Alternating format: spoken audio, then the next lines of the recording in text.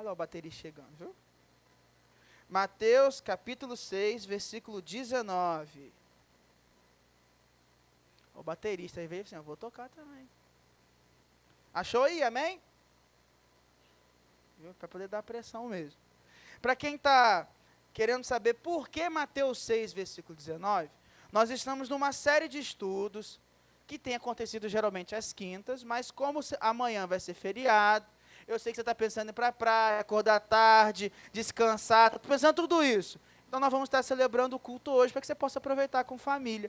Ainda mais que nós conversamos sobre família no domingo, então temos que aproveitar. E aí nós estamos numa série de estudos no Sermão do Monte, trecho a trecho.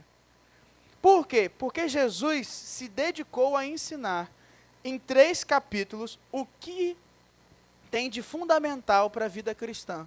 Então, nessa série de estudos, os princípios da vida cristã, estamos indo parte a parte. Conversamos, compartilhamos na semana passada sobre jejum, anteriormente falamos sobre a oração do Pai Nosso, falamos sobre várias temáticas, e hoje nós vamos conversar do versículo 19 até o 24. Na sua Bíblia, se ela tiver títulos, subtítulos, você vai ter 3 subtópicos. Vai ter uma que fala sobre os tesouros no céu, vai ter sobre a luz do corpo e vai ter sobre 2 senhores. Mas nós vamos conversar sobre os 3 tópicos porque há algo em comum aqui. Esse algo em comum é o seu coração. Quando a Bíblia fala sobre coração, ela não está falando sobre simplesmente um órgão capaz de bombear sangue. Ela não está se referindo somente a sentimentos. Ela está se referindo à fonte e o centro das suas escolhas. A fonte e o centro da sua vontade. É da onde surge aquilo que você decide ser, fazer, como você responde ao mundo. Então, o seu coração são as suas decisões.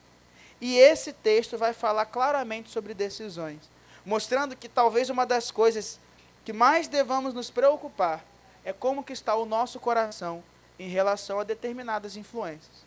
Então, acompanha comigo aí o versículo 19. Não acumulem tesouros sobre a terra, onde as traças e a ferrugem corroem, e onde os ladrões escavam e roubam. Mas ajuntem tesouros no céu, onde as traças e a ferrugem não corroem, e onde ladrões não escavam nem roubam.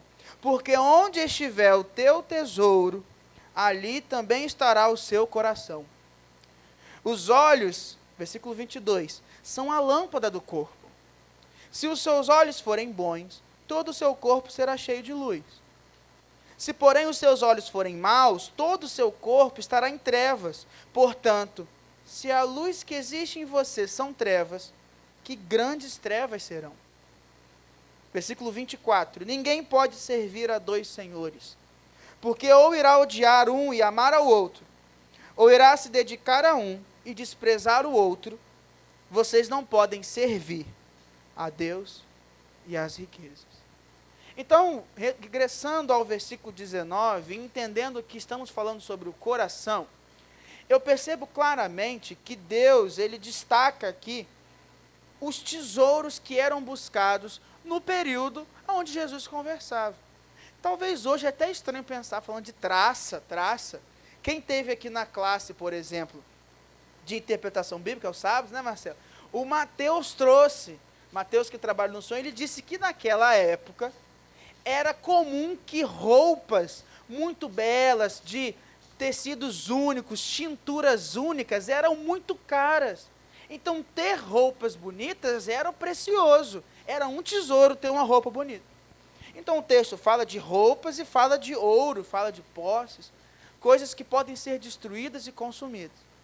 E Jesus claramente ensina a buscar aquilo que não é destruído, aquilo que não se corrompe, aquilo que permanece, aquilo que perdura. Obrigado.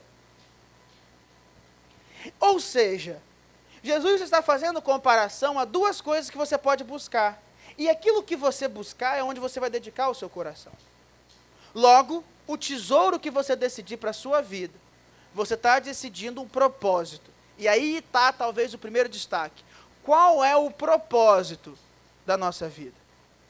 Qual é o propósito que move o nosso coração? Porque o propósito que mover o nosso coração dirá o valor das coisas.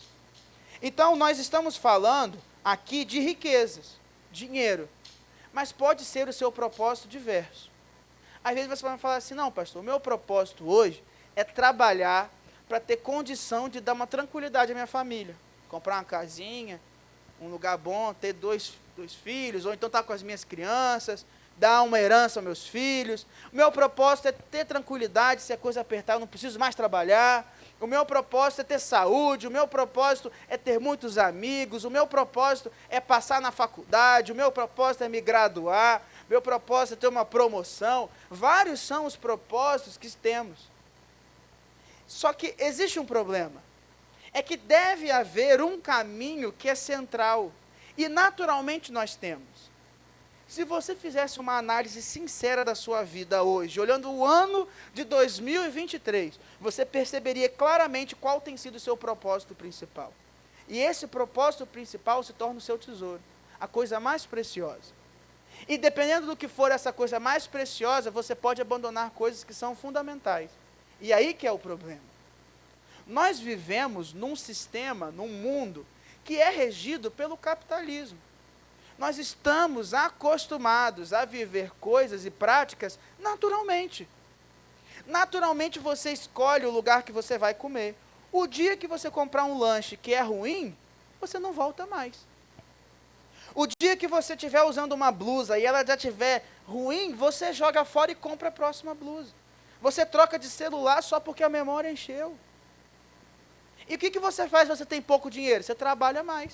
Trabalha para poder conseguir um aumento, e aí para trabalhar mais, você vai ter que talvez passar por cima de alguém, você vai ter que ir melhor que alguém, você começa a pensar só em você mesmo, individualista, você tem que ter promoção, e aí nessa perspectiva de ter mais dinheiro, você começa a viver sozinho, começa a acumular tesouros, cobiça coisas novas, não pensa sobre a sua saúde, sobre o bem-estar, pensa em dinheiro, e assim vai. Só que qual é o problema, querido? Da mesma forma que você troca de celular quando quiser, da mesma forma que você troca de roupa quando quiser, da mesma forma que você descarta aquilo que você não precisa, estamos vivendo um período onde fazemos a mesma coisa com pessoas. Nós estamos vivendo uma ótica onde pessoas são tão descartáveis quanto posses, dinheiro e tesouro. Se um amigo seu não serve mais, você simplesmente descarta. Se ele não te atende mais, você bloqueia no WhatsApp, não liga mais, não sai mais com ele.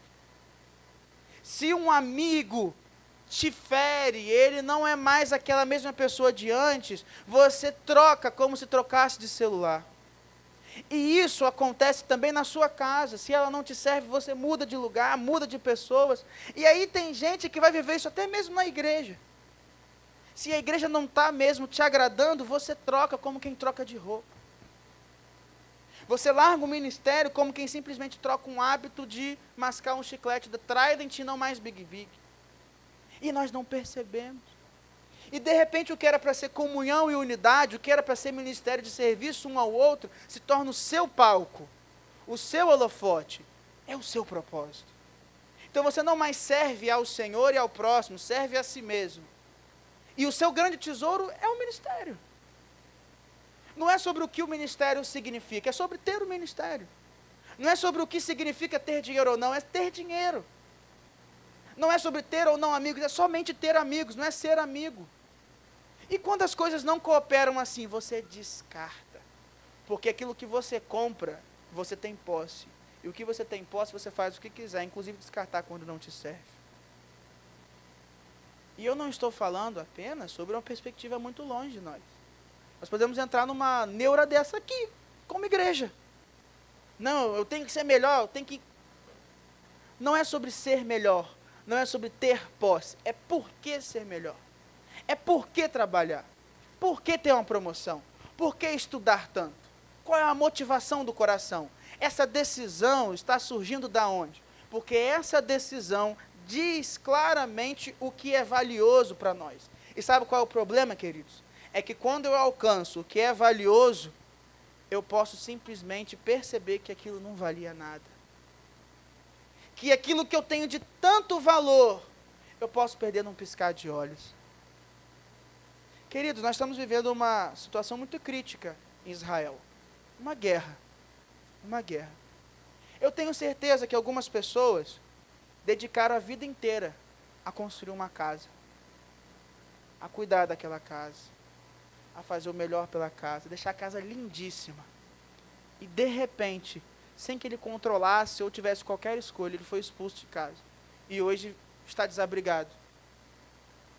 Tem pessoas que se dedicaram muito para ter um emprego, para ter um trabalho, para ter uma estabilidade, e hoje não sabem onde está o filho. Eu tenho certeza que circunstâncias da vida tiram coisas que nós achávamos que eram tão valiosas, e quando isso acontece, é como se Deus estivesse falando: onde está o seu coração? Estava nesse tesouro? Estava nesse emprego? Não tem mais. E agora? Porque onde estiver o nosso coração, queridos, vai estar o seu amor, vai estar o seu serviço, vai estar a sua adoração, vai estar a sua gratidão. Mas se o seu coração estiver no dinheiro, o dia que não tiver o dinheiro, não há adoração, não há serviço. O dia que você estiver triste, significa que o seu propósito era ser feliz. Simplesmente isso, independente das circunstâncias. Eu estou triste, eu não vou adorar, eu não vou participar. Eu não tenho dinheiro, eu não vou participar, eu não vou congregar, eu não vou sacrificar, eu não vou cultuar, eu não vou obedecer, porque eu não tenho o meu tesouro. E todos nós trabalhamos por algo valioso. E eu digo, todos nós devemos sim ter um tesouro. Todos nós somos chamados a ter um tesouro. Jesus fala: tenha um tesouro. Mas tem uma coisa, o tesouro que Jesus apresenta é o reino de Deus. Tem uma parábola que eu acho muito legal. Eu acho legal porque ela é muito diferente. É algo assim: o reino de Deus é como um homem que, tendo encontrado uma pedra preciosa, uma pérola, ele esconde a pérola, vai, vende tudo o que tem e compra aquela porção de terra onde tem a pérola. Por que esse texto é muito interessante? Que pensa você comigo? Pensa aí, Marcelo, você está andando na rua, encontra uma pérola. Aí você olha e fala: nossa, estava aqui no chão. É a coisa mais valiosa que eu vi na vida. Você pega e sai andando com a pérola, guarda. Ela é sua, você acabou de encontrar. Mas aparentemente, a sensação desse homem ao achar a pérola é: eu não preciso fazer ou ter mais nada da vida, porque eu já encontrei o que é mais precioso para mim. Então ele vende tudo que ele tem. Ele abre mão de tudo. Por quê? Porque tudo que ele tinha agora não tem mais valor perto do valor dessa pérola. Então para ele não faz sentido ter 5 casas ou não ter casa nenhuma, ter posse ou não ter posse nenhuma. Por quê? Porque ele encontrou o que é mais precioso. Ele entregou tudo o que tinha para viver em função daquela pérola. Para isso o bastava. A gente entende o seguinte: o que é precioso nós acumulamos, porque o nosso coração acumula tudo o que é de valor, e vai acumulando valor, e vai tendo mais e mais e mais. É como se a gente nunca se bastasse, nunca é o suficiente o que temos. Por quê? Porque o nosso coração é consumista. Tudo que a gente procura acaba, e como acaba, eu procuro o próximo, e o próximo, e o próximo. Mas Jesus fala assim: será que você não está procurando errado? Não. Será que você não está juntando nessas decisões do seu coração coisas que realmente acabam? Será que se você colocar o seu coração naquilo que não acaba, naquilo que é eterno, naquilo que não te decepciona, naquilo que não é material, não será a melhor decisão para a sua vida? Por que você não procura aquilo que não se corrompe, não se destrói, que ninguém pode te roubar, que ninguém pode destruir? E aí Jesus fala: não é uma boa ideia? Porque se o seu coração estiver em algo eterno, as suas decisões vão apontar para algo eterno. Mas eu não conheço nada eterno senão o reino do Deus que é eterno. Eu não conheço nada eterno senão a vida eterna. Mas, queridos, para pensar. Qual foi a última decisão que você tomou que você está semeando na vida eterna? Pensa. Faz um esforço assim: não, hoje quando eu tomei café, eu estava semeando na vida eterna. Hoje, nós tomamos decisões por coisas terrenas. E tudo bem, tenha o melhor emprego, tenha promoções, tenha amigos, construa uma família, casem-se, façam tudo aqui, e isso não é errado. O errado é se tudo isso estiver acontecendo e você deixou a pérola para trás. Se eu deixar a pérola, tudo que eu tenho não tem valor, porque perto da pérola não vale nada. Mas se eu buscar primeiro o reino de Deus e a sua justiça, as demais coisas serão acrescentadas. É como se as demais coisas são as demais coisas. Mas pastor, está escrito, eu sei, mas você não lida como se fosse as demais coisas. Você busca como se fosse as coisas. Busque as coisas e depois a gente vê. E aí Jesus fala, onde que está o seu tesouro? As decisões do seu coração estão caminhando para qual propósito? Qual foi a última vez que você dormiu pensando assim, se Deus voltasse hoje? Se realmente eu fosse para a eternidade com Cristo todo? Qual foi a última vez que você sentiu que realmente a sua vida fazia sentido porque ela é toda entregue ao reino de Deus? E pastor, faz tempo, não sei, estou na dúvida. Alinhe o seu coração hoje. Mas tem um problema. O problema, vocês estão aí, amém? Então, porque quando a coisa ficar séria, ficou para o pessoal, ou então, desconectou, estou animado. Mas tem um problema, queridos. Nós somos fruto de decisões. Sabia disso, Isadora? Quem é Isadora? São as decisões que Isadora toma. Por quê? Porque pode ser que ontem algo de muito ruim tenha acontecido com Isadora. E Isadora decidiu, apesar disso, seguir, melhorar. Isso é incrível. Mãe, sabia? Mãe, está aqui, quem não quer? Minha mãe está aqui, o pessoal está chegando aqui, minha mãe, essa moça aqui. Michael, esse aqui é minha mãe. Pode ser que um sentimento ruim esteja próximo, mas o que você decide fazer com isso é viver. Pode ser que uma atitude seja o que me separa. Por exemplo, eu tenho buscado me alimentar melhor. É desafio, é doloroso. Eu gosto? Não gosto. É ruim às vezes.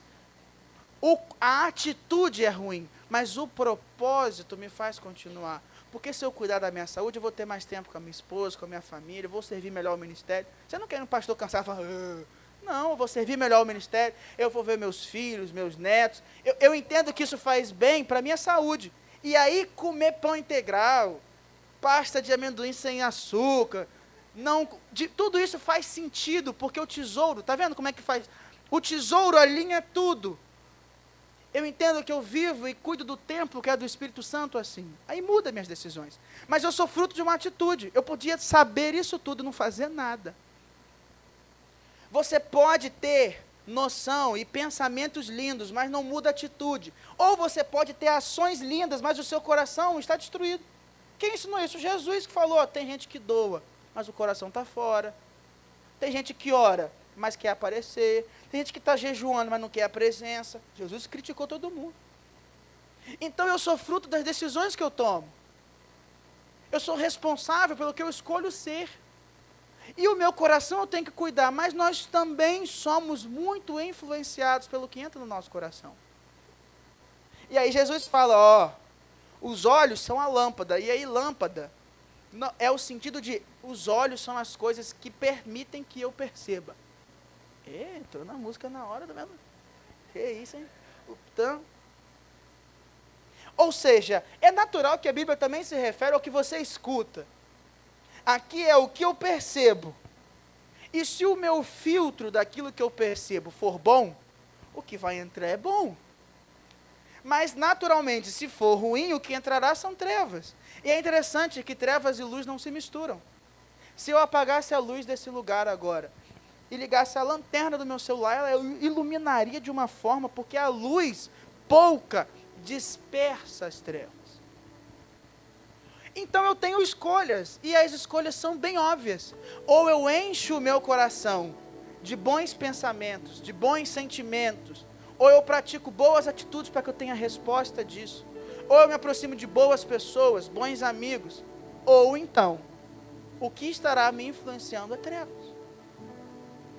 Eu sei que o salmista, quando diz no capítulo 1, você fica assim, não vou ter nenhum amigo ímpio, zombador, escarnecedor, mas não é sobre relacionamento, é sobre influência, é sobre sentar num lugar onde isso me influencia.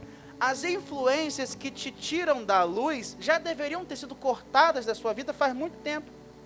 Porque essas influências fazem com que seu coração abandone o tesouro correto. Por isso que muitas vezes você vai ouvir assim, dizem os especialistas, que nós somos fruto das 5 pessoas mais próximas que eu tenho. Porque elas te influenciam, natural. A gente fala assim, não, faça discípulo, seja discípulo, viva na igreja, tenha amigos, tenha irmãos. Aí a pessoa fala, não, isso é besteira, vou continuar com as mesmas amizades. Tudo bem, continue com as mesmas amizades. Eu compartilhei domingo uma frase de Einstein, não é minha, o cara é um gênio. Ele falou, loucura é querer resultado diferente fazendo sempre a mesma coisa. E eu não estou falando para você pegar um monte de pessoas, jogar na sacola e afastar. Mas eu estou falando para você ter uma oração sincera. Talvez falar assim, Deus, sonda o meu coração, vê se há em mim algum caminho mau.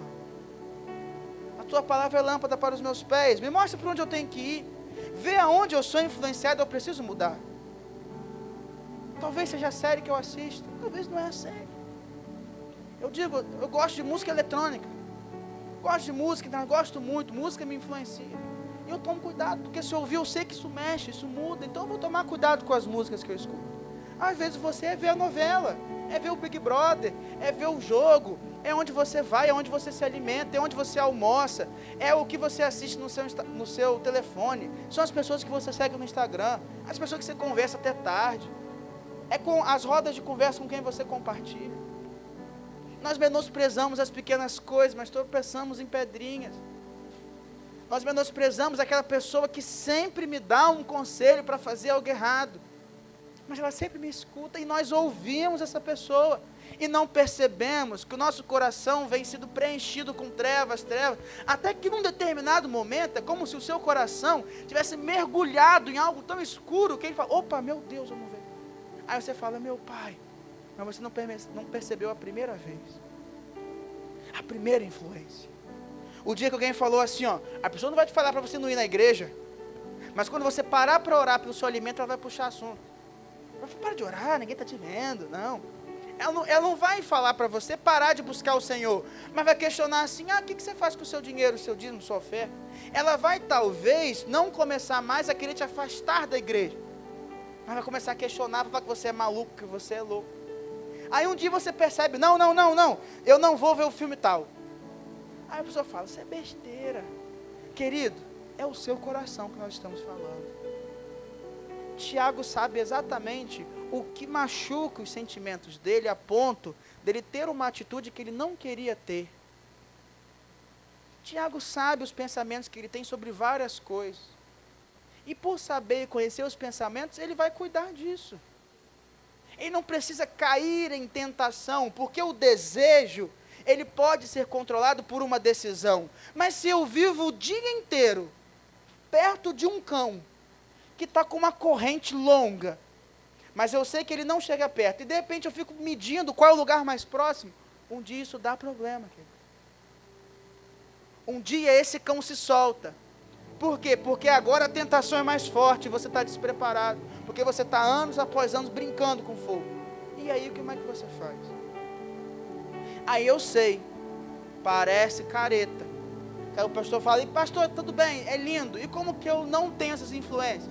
Aí eu vou dizer, tem amigos na igreja, sai com as pessoas cristãs, dê valor à sua família, leia a palavra de Deus, vida de oração constante. Viva uma das palavras que Deus tem falado em tantos lugares que eu estou até assim, eu tenho que parar para pensar sobre isso. Seja obediente ao Senhor. Uma pessoa obediente não abre mão disso, porque a obediência se torna a decisão do seu coração. A gente ri de José. É engraçado. José estava dentro de casa, a mulher agarrou José e falou, agora você não foge, agora você é meu. José meteu o pé, não quis nem saber de nada. Ele não precisava ter corrido, ele podia ter só dito não. Mas José correu, José não cedeu. Às vezes é porque você não correu, é que a mulher de Potifar te abraçou. E aí o seu coração está cheio de coisas ruins. E aí o Espírito Santo não vê, não age, você não sente, você não percebe, você não vive, não sente a presença, não busca a glória, não se conecta. Por quê? Porque algumas coisas influenciaram a ponto das decisões do seu coração estarem sendo muito mais norteados por aquilo que não é do Senhor do que o Espírito Santo de Deus. E a marca dos filhos é Romanos 8,14. Os filhos são guiados pelo Espírito Santo de Deus. E ele diz mais, e não é um Espírito que vocês receberam para outra vez, quer dizer, antes do Espírito de Deus estar no nosso coração e ser a principal influência, nós éramos escravos da influência do pecado. Mas não é mais um espírito de escravidão, é de adoção de filhos, que te permite ter intimidade suficiente de falar, Abba, Pai. Mas pode ser que apesar disso, você prefere retornar para um quarto escuro e viver como um escravo, como um pássaro que foi liberto da gaiola, mas volta e fecha a gaiola e fica dentro. Apesar de ter poder para ser chamado filho de Deus, age como escravo. O seu coração foi escravizado por algo que é infinitamente menor do que o poder de Deus, mas por ser a sua decisão. Então nós podemos estar sendo escravizados pelas influências. E isso pede uma atitude drástica.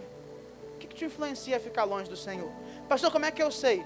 O que te influencia a ir contra a sua família? O que influencia você ir contra os princípios de Deus? O que influencia você ir contra ser igreja? Mapeia. E achou? Corta. Não brinque. Não fique, eu vou. Corta. Renuncie. Porque vale a pena abrir mão hoje para experimentar o que é eterno. Nós escutamos muitas vezes uma teologia do prazer do hoje. Você tem que ser feliz. Você foi salvo para ser feliz. Tenha vida abundante. Você foi salvo pela graça. Tudo bem. Pode fazer o que quiser. Deus aí te perdoa. Ou seja, nós estamos vivendo muitas vezes uma teologia que é tudo bem quando você errar. Deus te perdoa. Deus perdoa. Isso não é mentira. Está na Bíblia. Deus é perdoador. É a graça. Tudo isso é verdade. Mas viver apenas errando para ser perdoado, não é a maturidade do coração do Senhor que Ele entregou. Eu sei que o meu Senhor perdoa, mas Ele se agrada da minha obediência. Filhos agradam o Pai. A marca de um bom filho é que ele agrada o Pai. E o nosso Pai se agrada muito mais quando eu sou obediente e fiel com Ele, do que quando eu fico caindo e voltando. Porque Ele espera isso. Ele espera a obediência. Mas tem influências que nos tiram desse lugar. E aí eu entro em um outro problema, que é o versículo 24. Você está com a Bíblia aberta aí? Amém? Então aí, né? Tá aí, Isadora? Tá aí, Isadora? Aí, viu? Mamãe já foi lendo lá, ó. Ninguém. Repete comigo essa palavra. 1, 2, 3. Ninguém. Não é algumas pessoas, quem sabe, ninguém pode servir a 2 senhores. 2, tá? Nem são múltiplos, 2. Pastor, o que é senhor na Bíblia? É uma pessoa mais idosa? Não. É uma reverência, porque, por exemplo, às vezes eu sou chamado de senhor. Tudo bem, não tem problema, pode chamar de você, pode chamar de pastor, de Rodrigo, não tem problema. Eu sou chamado de senhor. Mas não é isso que a Bíblia está querendo dizer.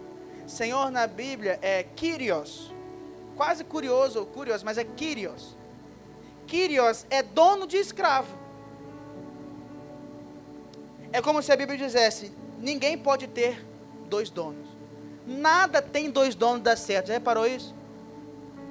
Faz o experimento, pega alguma coisa e fala, agora é meu, essa garrafa é minha e sua, Marcelo. Vai ter um dia que Marcelo falou, eu achei que você ia levar. E eu falei, eu achei que você ia levar, a garrafa ficou assim, fiquei. Já reparou isso? Se eu falar assim, queridos, todos nós agora somos responsáveis por quem vai pregar. Vai ter um domingo que não vai ter alguém pregando. Porque eu achei eu jogo a responsabilidade naturalmente. Então tem que ter algum responsável. Tudo. Alguém, no final das contas, alguém tem que dar uma palavra. É assim mesmo. Na sua vida a mesma coisa. No seu coração a mesma coisa. O seu coração tem um Senhor. Amém? O problema é quem é. Não, e eu não vou questionar.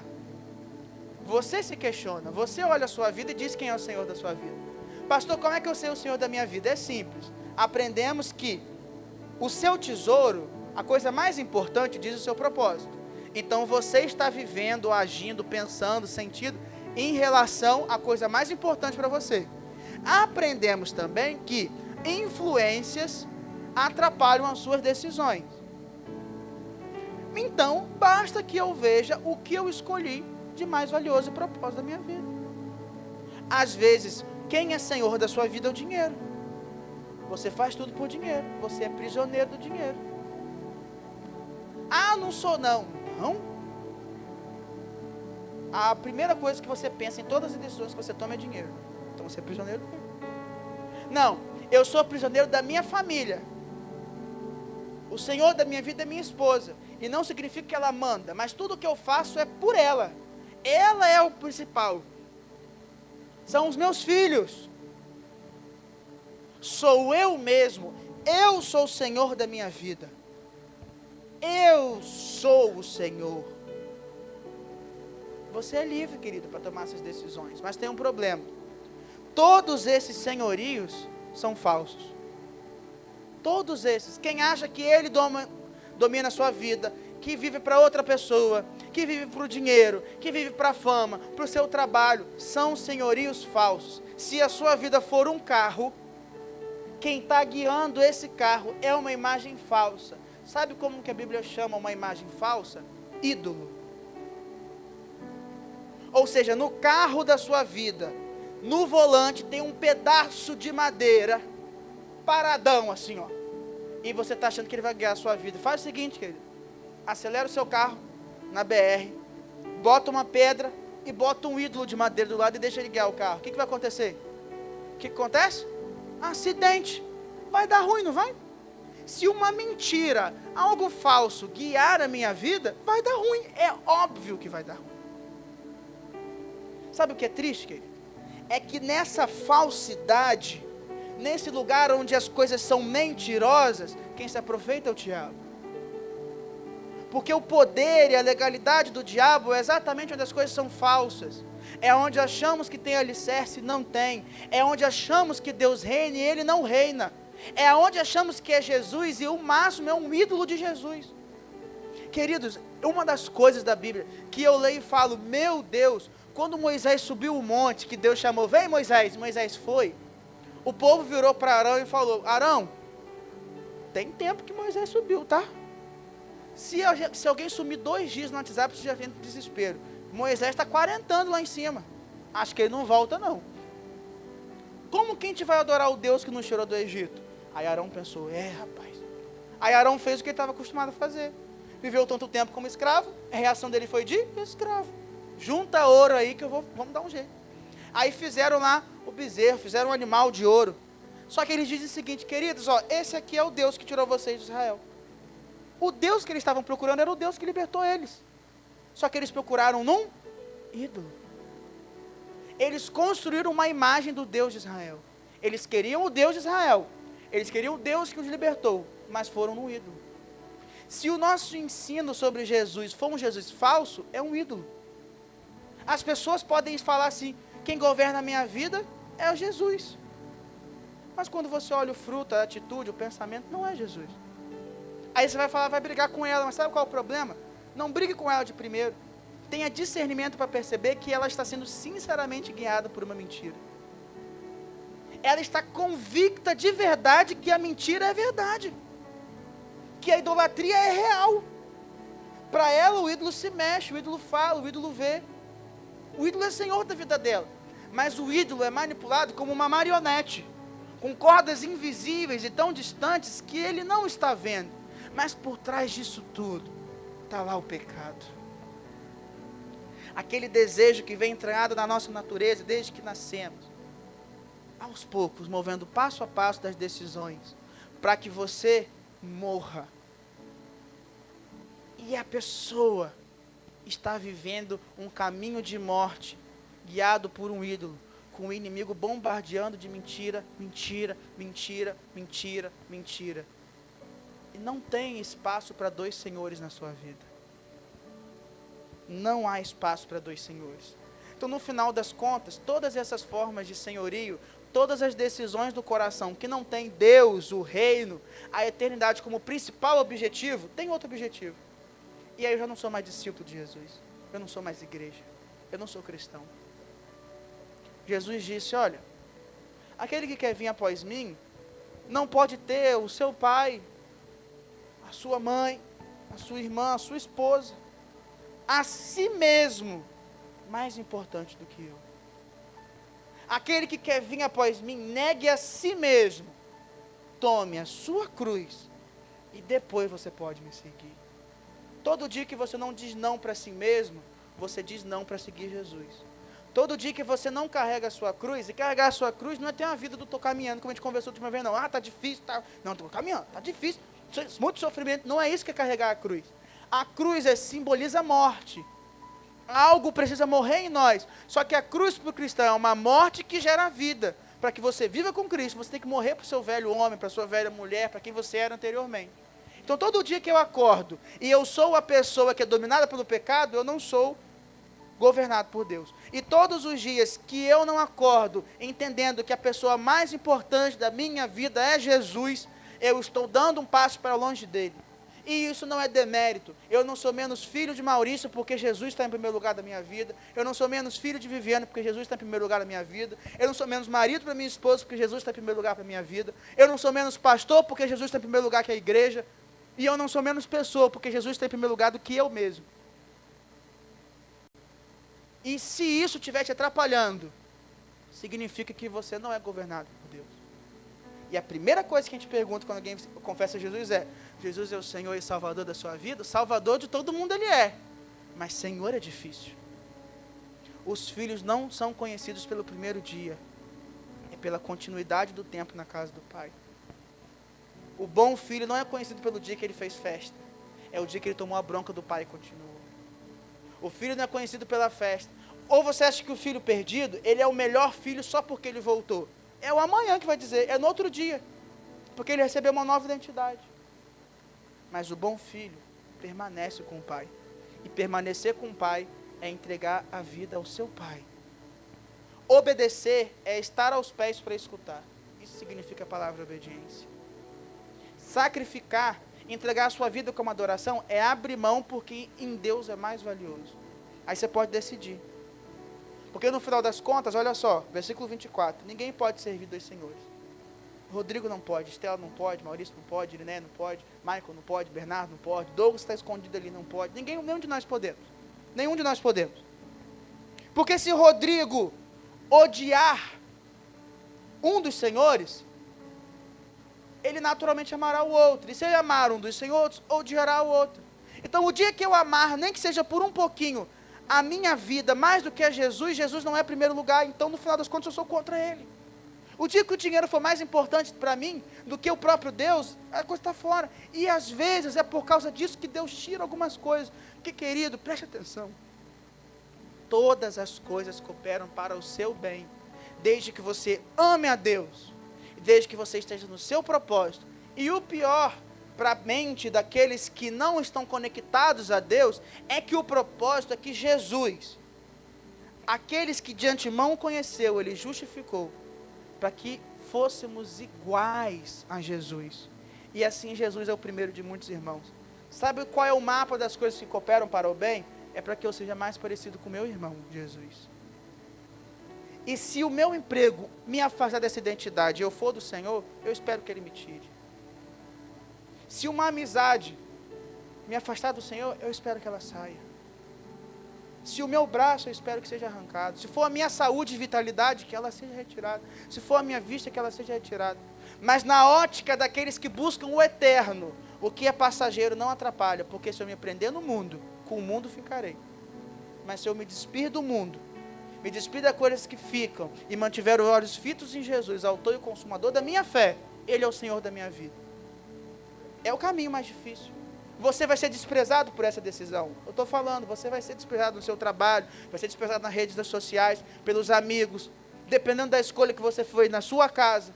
Vai acontecer. A gente viu lá na bem-aventurança, desprezaram Jesus também.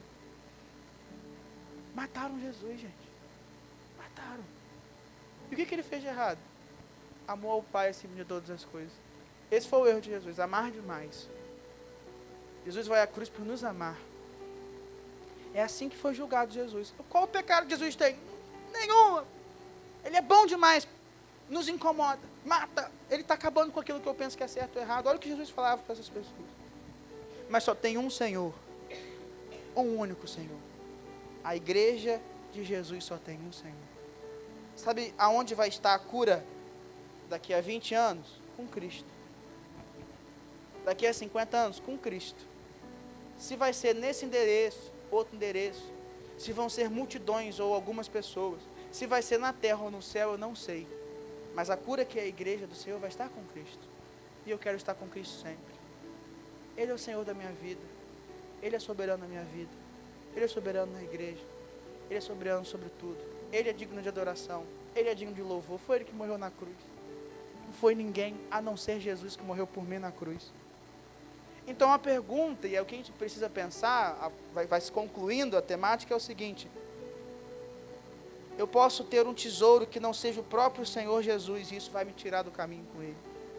Eu posso estar sendo influenciado por coisas que me afastam de Jesus, e isso vai tornar o nosso coração em trevas, e as nossas atitudes, decisões e pensamentos vão ser frutos de trevas que entraram, e eu não vou mais produzir fruto de quem é do Senhor Jesus.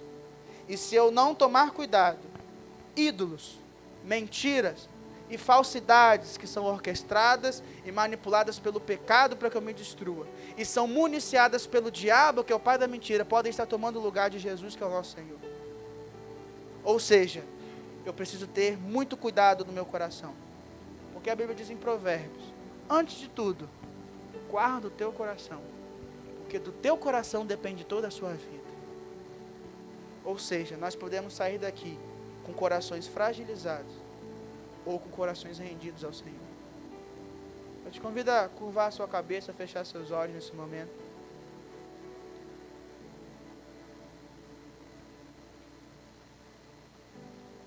Eu te convido a, enquanto a música estiver sendo entoada, você está pensando sobre a sua própria vida.